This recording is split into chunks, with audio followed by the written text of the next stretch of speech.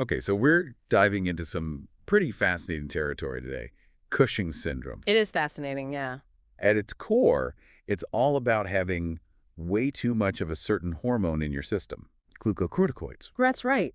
For too long, it can really throw things out of whack. Yeah, glucocorticoids have their important roles in the body. They help regulate all sorts of things. But too much for too long, that's when the trouble starts. So, what we're going to unpack in this deep dive is what triggers this excess in the first place?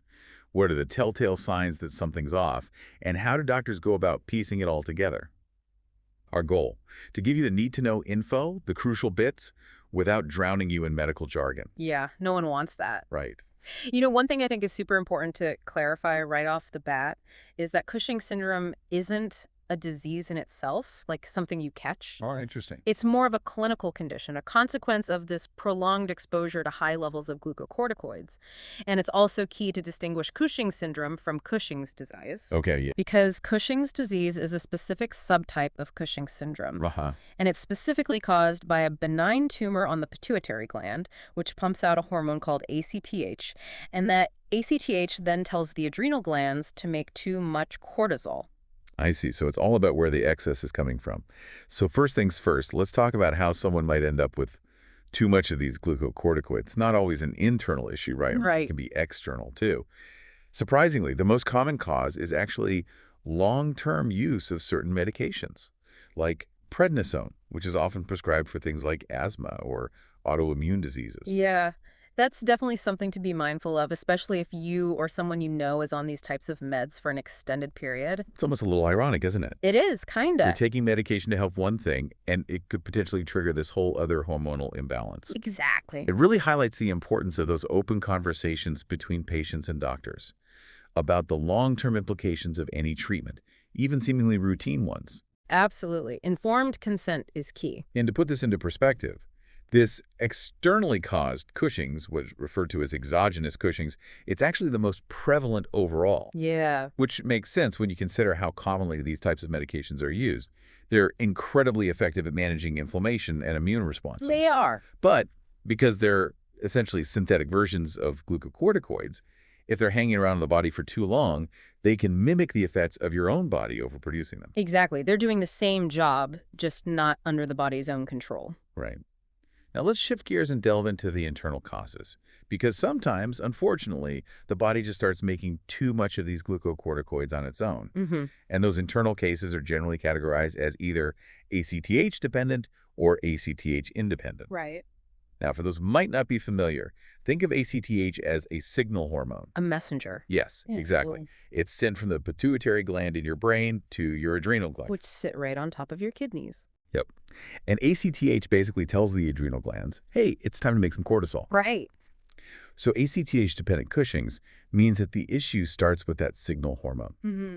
And as we touched on earlier, the most common culprit in these cases, about 70% of them, is a benign tumor on the pituitary gland, Right. leading to what's specifically called Cushing's disease. Right.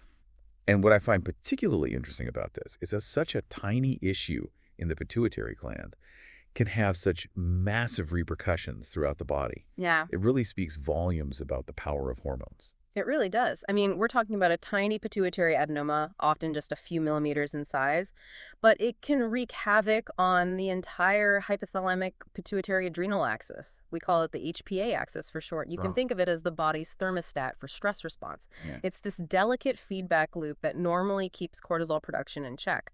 But when you have this adenoma pumping out ACTH on its own, it's like cranking the thermostat way up. Ah, And the adrenal glands get constantly bombarded with the signal to produce more and more cortisol. so the system gets stuck in overdrive. Exactly.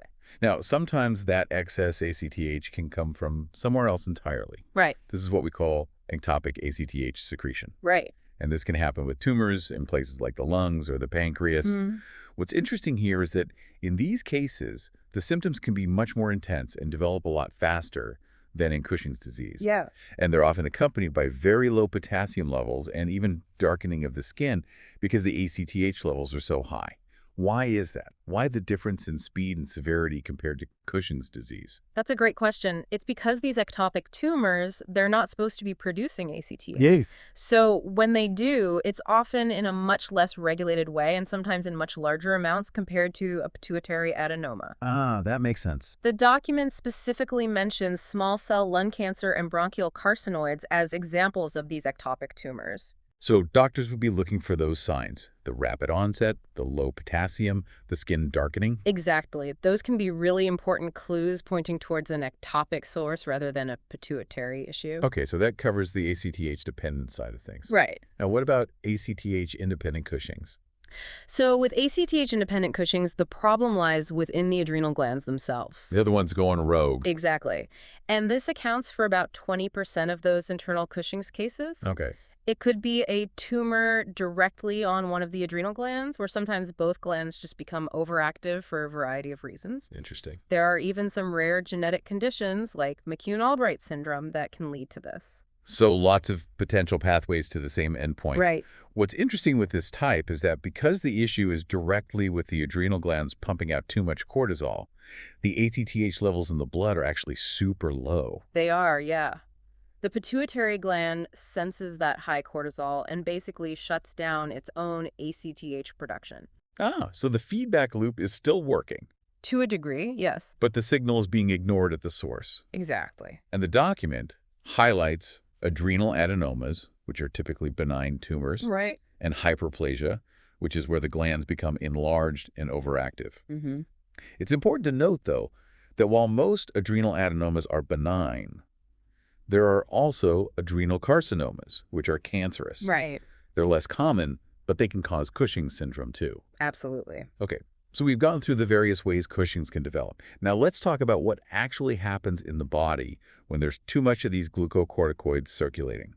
Because the document outlines a pretty extensive list of effects. It does, yeah. On the catabolic side, Hmm. and by catabolic we mean the body breaking things down. Like using things up. Exactly. This excess cortisol can lead to muscle weakness, thin skin that bruises really easily, and even osteoporosis, Mm-hmm. where the bones become brittle. And if we think about what glucocorticoids normally do, these catabolic effects make sense. Cortisol, in normal amounts, helps the body access stored energy. Mm-hmm. But when there's too much of it, it leads to the breakdown of proteins in the muscles and skin. Right. And it also triggers the reabsorption of minerals from the bones, which contributes to that bone fragility we see in osteoporosis. Exactly. It's like the body is constantly being told to release its energy stores and break down its structural components. And then, metabolically, things really go haywire. We can see insulin resistance developing, leading to higher blood sugar levels, Right. and a really specific pattern of fat distribution, Yeah. which results in what's often described as a moon face, which is that rounding of the face, Mm-hmm. and a buffalo hump, that Yeah. accumulation of fat on the upper back. Right. I think most people have heard those terms before, but now they know the hormonal underpinnings. Exactly. It's all about how excess cortisol impacts glucose metabolism. It increases gluconeogenesis, which is the production of glucose in the liver. And it reduces the sensitivity of your tissues to insulin. So you end up with a situation where the body is making more glucose and not using it as effectively. Double whammy. Pretty much. And this can lead to glucose intolerance and even type 2 diabetes.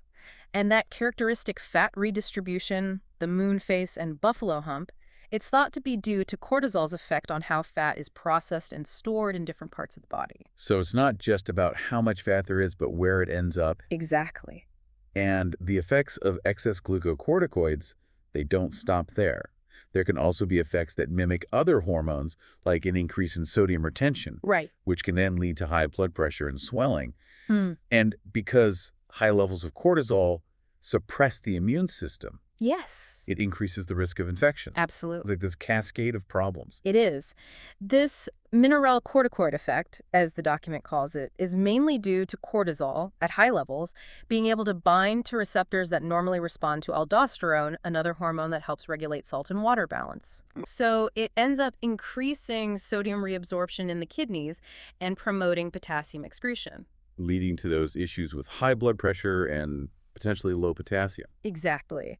And the immunosuppressive effect of prolonged high cortisol is very well documented. It Yeah. basically dampens the immune response, making people more susceptible to a wide range of infections. Wow, so it's really hitting the body from all angles. It is, And yeah. another interesting point is that if the issue is originating in the adrenal glands, there can be an excess of male hormones produced as well, Right. which can lead to things like increased facial hair in women and acne. That's Mhm. a pretty significant side effect. It is, and it's more common with adrenal tumors because the adrenal glands produce not only cortisol, but also androgens like DHEAS. Okay. So when you have an adrenal tumor pumping out excess hormones, it can lead to overproduction of both cortisol and androgens. Ah, that makes sense. And that's where you get those virilizing signs in women. So taking all of this together, the list of clinical features associated with Cushing's syndrome is pretty extensive. It is, yeah. You have Yeah. the classic signs like the moon face and buffalo hump, Right. but you also have things like purple stretch marks on the abdomen,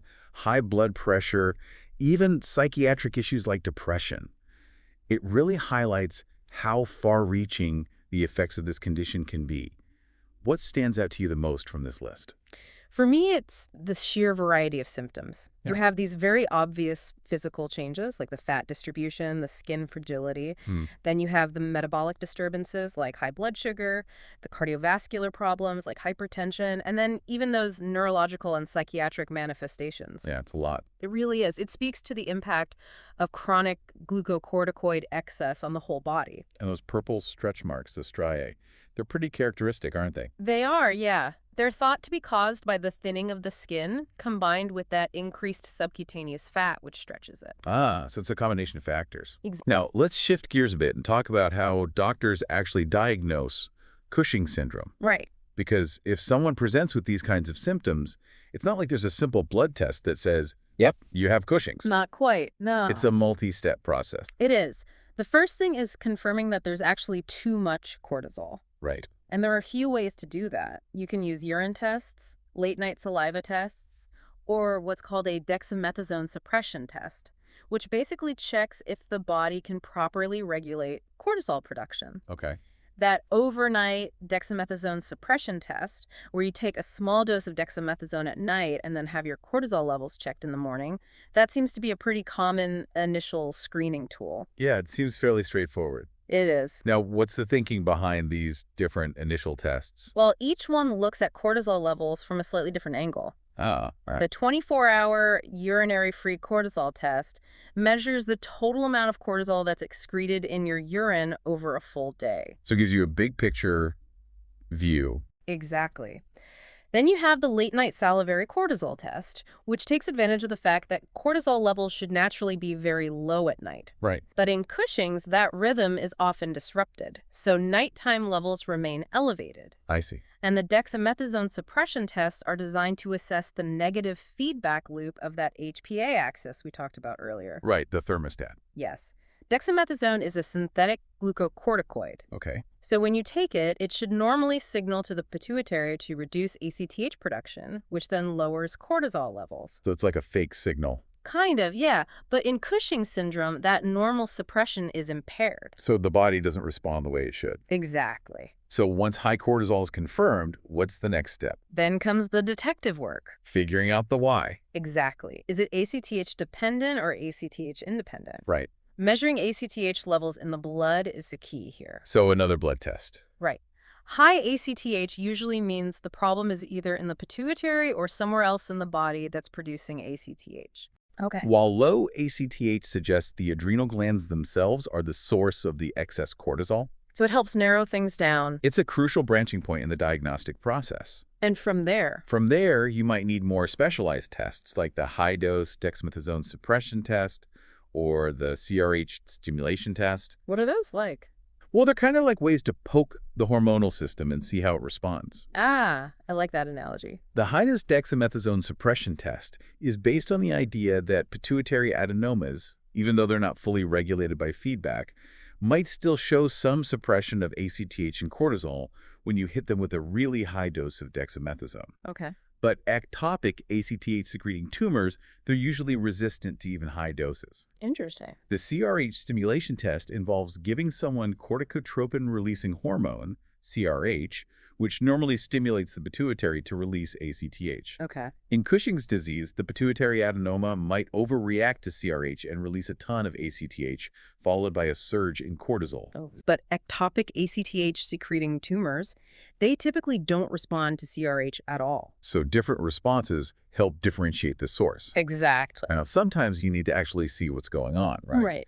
So imaging techniques like MRI of the pituitary gland or CT or MRI scans of the adrenal glands might be needed to look for tumors. Yeah, imaging is really important for visualizing those potential tumors. But I imagine it's not always clear-cut, even with imaging. You're right. Sometimes pituitary MRI scans show things that look like tumors but aren't actually causing the Cushing's. Ah, so you need to correlate the images with the other findings. Exactly. And for those really tricky cases where it's difficult to tell if the ACTH is coming from the pituitary or an ectopic source, there's a highly specialized and somewhat invasive test called inferior petrosal sinus sampling. That sounds intense. It is a bit more involved. Yeah. It involves measuring ACTH levels directly in the veins that drain the pituitary gland and comparing those to ACTH levels in the rest of the body's circulation. It's a very precise way to pinpoint the source. If ACTH levels are significantly higher in those petrosal sinuses, it strongly suggests that the pituitary is the culprit. So once a diagnosis is made, what are the treatment options? Well, the treatment really depends on the underlying cause. Makes sense. For pituitary tumors that are causing Cushing's disease, surgery to remove the tumor is often the first line of defense. Okay. And it often involves a procedure called transsphenoidal surgery, where they go through the nose to access the pituitary gland. Oh, that's right. And in experienced hands, it has really good success rates. That's good to hear. There are also medications that can help lower cortisol levels if surgery isn't feasible right away or doesn't fully resolve the problem. Medications like ketoconazole and metirapone. Okay. And in rare cases, if other treatments aren't effective, removing both adrenal glands might be necessary. Wow, that's a pretty drastic measure. It is. And for adrenal tumors? For adrenal tumors, whether they're benign adenomas or the rarer carcinomas, surgery to remove the tumor is usually the go-to treatment. So surgery is pretty common in those cases. It is, yeah. And of course, if the Cushing's is due to long-term use of glucocorticoid medications, the main goal is to gradually and safely reduce the dose of that medication. Right. It's crucial to do this carefully and under medical supervision. This tapering process is really important because the body's own adrenal glands might have become suppressed by the prolonged external supply of cortisol. I see. So they might not be able to immediately jump back into producing enough cortisol on their own. So you don't want to just stop the medication abruptly. Exactly. Now, it sounds like Cushing's can lead to some pretty serious complications if it's not addressed. It can, yeah. What are some of the long-term risks? Well, the document highlights potential problems with the heart, metabolism, mental health, and bone density. This is really multisystemic.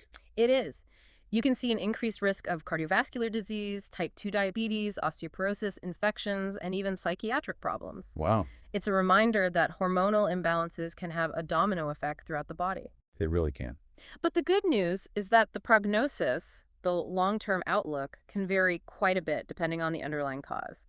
For those benign tumors like pituitary and adrenal adenomas, the outlook after successful treatment is generally very positive. That's reassuring. It is. It underscores the importance of early diagnosis and appropriate management. Absolutely. So, to wrap things up, what are the key takeaways for our listeners? Well, I think this deep dive into Cushing's syndrome has really showcased the intricate interplay between hormones and different body systems. It has. From those surprisingly common external causes through medications to the more complex internal mechanisms involving the pituitary and adrenal glands, it highlights just how finely tuned that hormonal balance needs to be. It really does. And that wide array of symptoms. And the detailed diagnostic process really emphasize the importance of careful medical investigation when something feels off. It's not always a straightforward path to a diagnosis. It's not, no. But hopefully, this exploration has given everyone listening a clear understanding of this condition, and maybe even sparked some aha moments about how interconnected our physiology truly is. I hope so. It certainly raises an interesting question for me. What's that? How often do we really stop and think about the potential long-term impact of even seemingly routine medications on our body's incredibly delicate balance. That's a really good point. It's something we often don't consider until something goes wrong. Exactly, and it's something worth pondering as we move forward. This is definitely a topic with many layers, and I think it warrants further exploration and discussion. I agree. There's always more to learn. Absolutely. Thanks for joining me for this fascinating deep dive. Use a pleasure. And to everyone listening,